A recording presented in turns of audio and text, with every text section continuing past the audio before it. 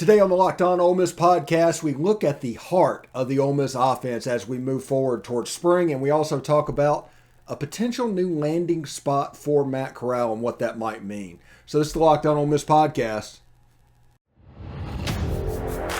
You are Locked On Ole Miss, your daily podcast on the Ole Miss Rebels, part of the Locked On Podcast Network, your team every day.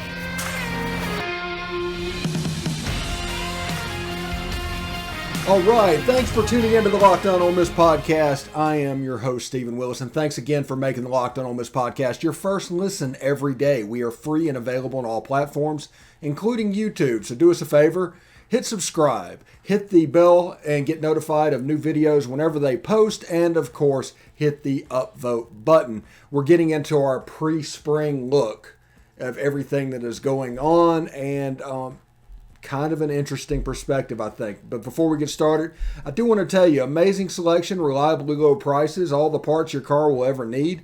Visit rockauto.com and tell them Locked On sent you. They sponsor today's episode. So definitely handle that. So looking at the offense for whichever quarterback, we did the kickstart of the competition yesterday between Jackson Dart and Luke Altmyer, and gave you examples of why Luke Altmyer might win the job or might get a leg up in the job and what he has to do to win the job, or Jackson Dart and how tools he is and things like that. And we talked about that for essentially 15 minutes yesterday. Now we're going to talk about the heart of the offense, and because of this, the offense is going to be very productive no matter what. And that is having Zach Evans in the backfield. Zach Evans, I've said over and over again, other than maybe Laramie Tunsil, there has never been a more talented athlete step foot on this campus than Zach Evans. He is the football player that Ole Miss has been waiting for 40 years. Whenever your dad talks about, if we only have a guy that can do this, or if we only had this, this would be a difference maker for this team. Zach Evans is the that they were talking about. The one that they were always waiting for him to show up.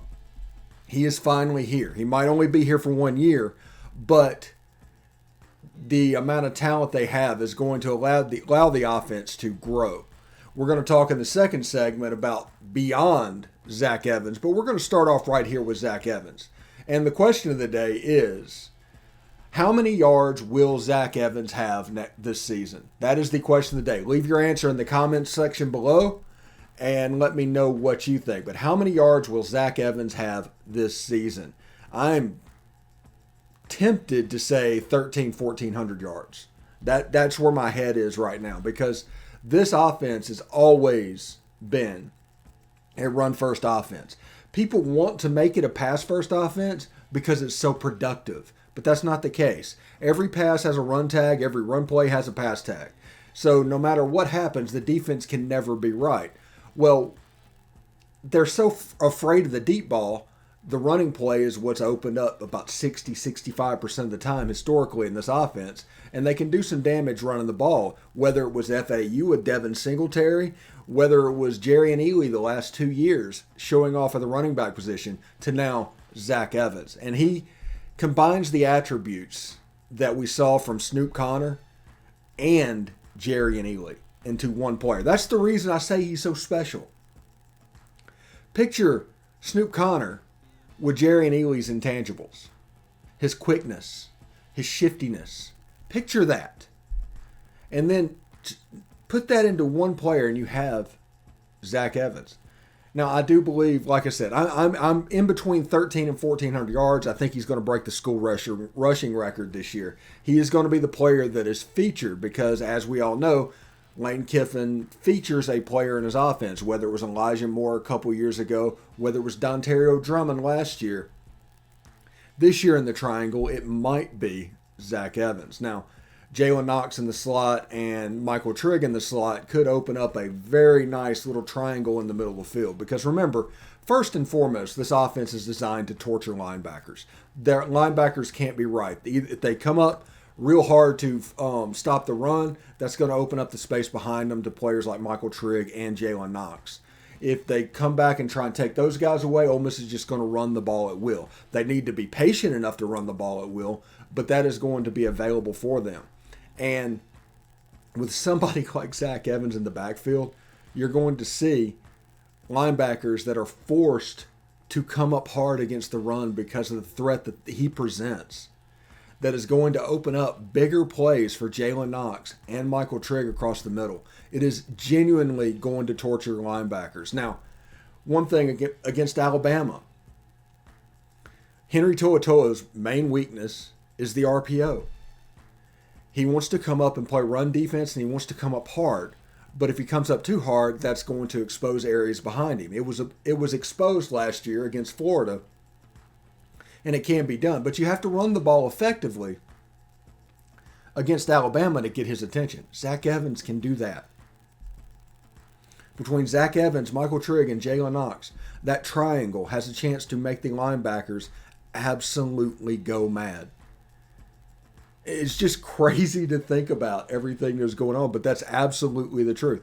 They will absolutely go mad, and that's nuts. And Zach Evans is what we've all hoped for 40 years, that we wanted to see at Ole Miss.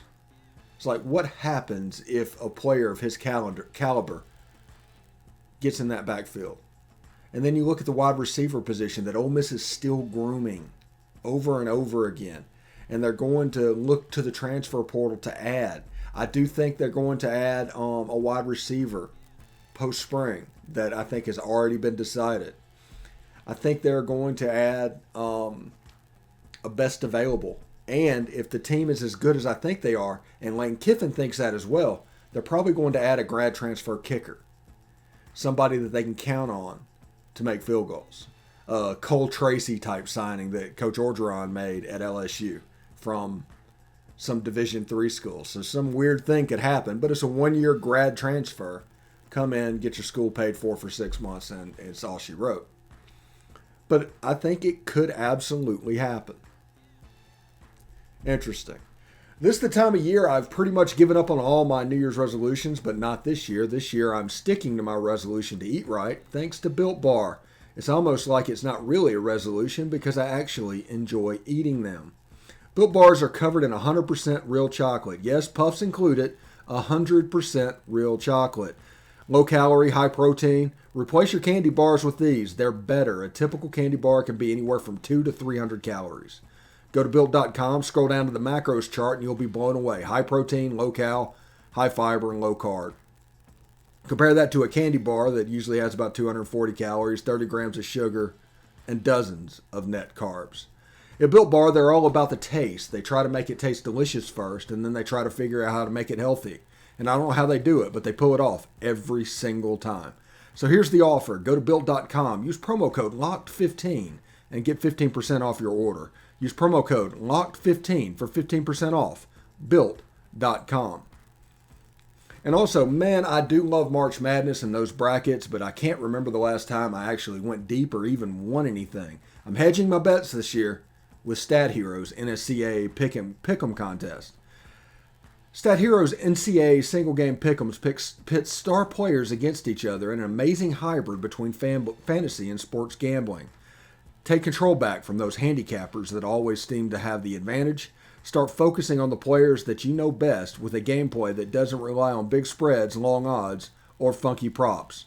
Stat Hero gives you the advantage, resulting in their gamers winning 4 times more often. Why? Because Stat Hero eliminates the mystery about who or what you're going up against. So this is what you do. Sign up for free right now at stathero.com/lockedon and use promo code LOCKEDON. That's all one word. For a 100% deposit match. That's stathero.com/lockedon. Use promo code LOCKEDON for a 100% match. stathero.com/lockedon. Promo code LOCKEDON. Terms and conditions apply. All right, thanks again for making the Locked On Ole Miss podcast your first listen every day. Make sure to check out Locked On Bracket Breakdown. That's March 14th, right here on the Locked On Ole Miss podcast feed and YouTube channel. College basketball experts Chris Gordy, Andy Patton, and betting expert Lee Sterling give you in-depth breakdowns of every matchup. It's going to be really cool, and it's going to be right here. So tune in right here on March 14th and definitely watch that video. Now, in the first segment, we talked all about Zach Evans and what he brought to the table, which is a significant amount. Now we're going to talk a little bit about the backups that are in that room as well. And we're going to start with Quinshawn Judkins. This is a kid that I am extremely impressed with. He reminds me a lot of TJ Yeldon, Alabama. And Alabama now, through no fault of their own, are recruiting nationally. And that's probably the reason that we were able to slip in and get somebody like a Quinshawn Judkins out of Pike Road around Montgomery. But we were able to get him. And I worked at Rivals for close to a decade. I watched film 8 hours a day for I think 7 years, 8 years, something like that. And I tell you that to tell you this. This kid is legit, and especially with his lateral movement. He's a bigger back. He's another guy that runs a little bit like Jerry and Ely, but he's close to 6 foot and he's close to 200 pounds as a true freshman. The sky's the limit for this kid, and if everything goes right, Zach Evans will be the primary this year. Next year, the primary will be Quinshawn Judkins or Kentrell Bullock. We'll talk about him in a minute. But Quinshawn Judkins, just an explosive back that I'm incredibly impressed by his lateral movement. Incredibly impressed. You don't see backs that are his size that are able to do the things he's able to do with movement. And he was extremely explosive in high school, as you would expect. The last time I saw a running back on high school film do something like this that Ole Miss signed, it was Dexter McCluster. And he was 5'7", 170 pounds, soaking wet. That tells you what this back can do right there. Now, he might have the electrifying speed straight ahead. He might be a 4.55 guy. He might be a 4.4 guy. I'm not 100% sure because I don't necessarily trust 40 times of high school prospects. But when you see him, this straight line speed, you wonder exactly where it sits. But it's that lateral quickness that is going to be the thing that separates him in the Southeastern Conference and will get him past linebackers and into the second and third levels of defense just on its own. It's there that you will determine exactly how fast he is when he does it against SEC defense. And he's going to do it this year against SEC defenses, even with Zach Evans on the team. He is going to do it this year.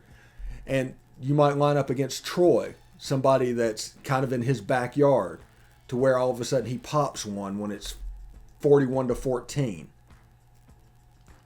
And you're like, who is this kid? It's Quinshawn Judkins. And do not necessarily mistake exactly what he can do. Now, the other running back that is competing for minutes in this backfield. Now, last year we had Snoop Connor, we had Jerry and Ely, and we had Henry Parrish as a three-headed monster. I do not think this year we will have a three-headed monster at running back. I think that Snoop Connor was used the way he was used, as a closer, going against a tired defense, and you saw how effective it could be. It was a good move. Now, a lot of people don't like Henry Parrish. I just don't know. I think he was a good tweener back between Jerry and Ely and Snoop Connor, and I think all three of them together offered different things. But I don't know 100% that a three-headed monster is in the cards this year. I think it's going to be Zach Evans and either Quinshawn Judkins or Kentrell Bullock. Now, Kentrell Bullock, the staff loves. He hasn't seen the field, but he's a speed guy. He's a guy that needs to get to the third level, and they need to figure out how to schematically make that happen. He's not a guy that necessarily will get there himself, but if they can scheme him to get there, he's liable to run away from safeties and corners because he's a truly fast guy. And I'm interested to see what he looks like as the season gets started. Once Troy happens and Zach Evans and Quinshawn Judkins and Kentrell Bullock hit the backfield, I'm curious to see what it looked like. Now, how much of last year's running back was Kevin Smith? I don't know. I can't answer that question because assistant coaches like that handle the substitution patterns. They're the ones that put kids in the game. For people that think Lane Kiffin has some kind of substitution pattern in mind, that's not the way it works. It's usually the position coach that determines who plays when and how much. And, other than the Tennessee game, I think Snoop Connor started the Tennessee game. The formula was about the same. It was start with Jerry and Ely, go to Henry Parrish, and somewhere in the mid-third quarter, put in Snoop Connor. I don't know if the big back, since he's the first back, there's really a closer on this unit. If any of them happens, it would be somebody like, honestly, a Quinshawn Judkins that has a chance to be explosive at the end against the tired defense, with the Henry Parrish back being Quinshawn Bullock and the starter being Zach Evans. I don't know if that's going to happen. Like I said, I expect Zach Evans to rush between 1,300 and 1,400 yards this year and set the school record at Ole Miss for rushing yards. It just is what it is. And it's going to be fun because this is the engine of this offense. There's going to be a lot of people that put their wishes on this offense, especially with a Jackson Dart or a Luke Altmaier and the receivers that they're going to have out doing stuff. The engine of this offense is going to be the backfield. It's going to be Zach Evans. It's going to be Quinshawn Judkins. It's going to be Quinshawn Bullock. Those guys are going to determine how successful Ole Miss's offense can be. And I'm really looking forward to it. It's going to be a lot of fun.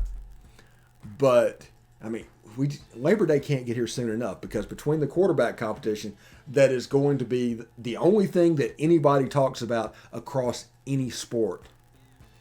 Get ready for it. It's going to be almost insufferable for the next 6 months talking about that and bringing that to the forefront. But just remember, the engine room of this offense is always going to be the running back room. Zach Evans has a chance to have a special Adrian Peterson type season if he doesn't get hurt. Quinshawn Judkins has a chance to be a special back. And Quinshawn Bullock, if he breaks through, he's an absolute speed guy that could really do some damage against tired defenses as well. So I don't think it's going to be a three-headed monster, but it might be a three-headed monster moving forward, and it'll be something worth keeping an eye on. March Madness is only a few weeks away, and that means you need to start thinking now about where you're going to run your brackets this year. Are you going for the usual? Or are you looking for the best? We've done our homework here, and we're running brackets with RunYourPool. Along with the standard brackets, RunYourPool offers game types like Survivor or Pick X, both really fun in their own way. They have options to edit scoring, and they offer intel for you to make your picks, all stuff you won't find at CBS or ESPN. If you've got a business, RunYourPool can help you take some of that madness magic and play alongside your employees or even game new customers. Plus, they offer full white glove customer support, custom branding, and one of the easiest 3-minute setups you will ever find. So clearly we believe in RunYourPool because, like I said, we're running our brackets there ourselves, so there's no truer test than that. If you want to play against us for a shot at a cash prize, join us at runyourpool.com/lockedon. And while you're there, create your own pool for your friends. Enter Pure Madness at checkout, all one word, for $10 off your custom pool. All the rules and details will be available there. That's runyourpool.com/lockedon for your chance to win a cash prize. We look forward to seeing and beating you there. Also, this episode is brought to you by Rock Auto. With the ever-increasing numbers of makes and models, it's now impossible for your local chain auto parts store to stock all the parts you need. Why endure the often pointless, seemingly intimidating questioning, is your Odyssey an LX or an EX? And wait while the person behind the counter orders the parts on the computer, choosing the only brand their warehouse happens to carry. You have computers with access to rockauto.com in your pocket. So save time and money when using Rock Auto. Rock Auto is a family business serving do-it-yourselfers for 20 years. Rock Auto has reliably low prices for every customer. So go explore their easy-to-use website today to find the solution to your auto parts needs. So go to rockauto.com right now to see what's available for your car and truck. Write Locked On their How Did You Hear About Us box so they know we sent you. Amazing selection, reliably low prices, all the parts your car will ever need. RockAuto.com. All right, thanks for making the Locked On Ole Miss podcast your first listen every day. We're free and available on all platforms, including YouTube. So do me a favor, hit the subscribe button, hit the bell for updates or notifications of new videos, and of course, hit the upvote button as well. Now, one little interesting thing is the Denver Broncos and the Seattle Seahawks have agreed to terms for a trade of Russell Wilson. That's pretty cool. And this is why this is pretty cool. We now have another landing spot where Matt Corral could possibly end up. Period. This isn't necessarily random speculation or anything like that. But let me tell you what's going on. They obviously need a quarterback. Lane Kiffin and Pete Carroll are boys. Lane Kiffin runs 90% of his program like Pete Carroll. This is a man that worked for Nick Saban, and 90% of his program is run like a Pete Carroll program. And there's a picture running around of Matt Corral, Lane Kiffin, and Monty Kiffin talking to Pete Carroll at the Combine. So I know we did the story about how worthless the Combine was, and it's kind of serving the same purpose as the SEC spring meetings in Destin. The actual on-the-field stuff is irrelevant. It's about getting people together and conversations happening and stuff coming out of those conversations. And talking to Matt Corral and whatever, you might have a situation where there's a comfort level between Lane Kiffin and Matt Corral and Monty Kiffin and Pete Carroll, so much so that they were willing to trade Russell Wilson. Tremendous deep ball thrower. I think he was a benefit for DK Metcalf, but I think that Matt Corral would be perfect for that situation, honestly. And this could be a situation that opens up and allows him to, for lack of a better word, really prove his wear up in the Pacific Northwest with their 12th man and Loud Stadium and things like that. But this is a landing spot that you should probably pay attention to for Matt Corral going forward, just because of those things I just told you. Seattle needs a quarterback. Pete Carroll and Lane Kiffin are boys that go back a long way, about a quarter of a century at this point. DK Metcalf has been one of the good players in Seattle as we speak. And I do think they're going to try and bring in a veteran guy to play quarterback as well. So if you see somebody come in with a veteran that gets signed, if Drew Lock is a part of the trade terms, that's fine.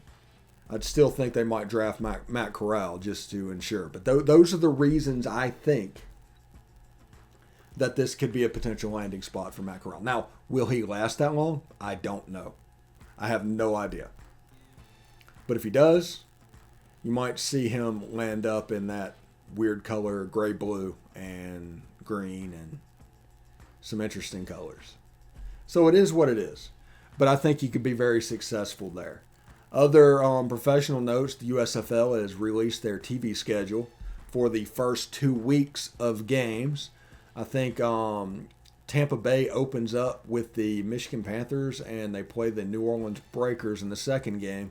But all the games, it looks like, is on TV. It was like big NBC, big Fox. There's a little Peacock. There's some USA stuff together.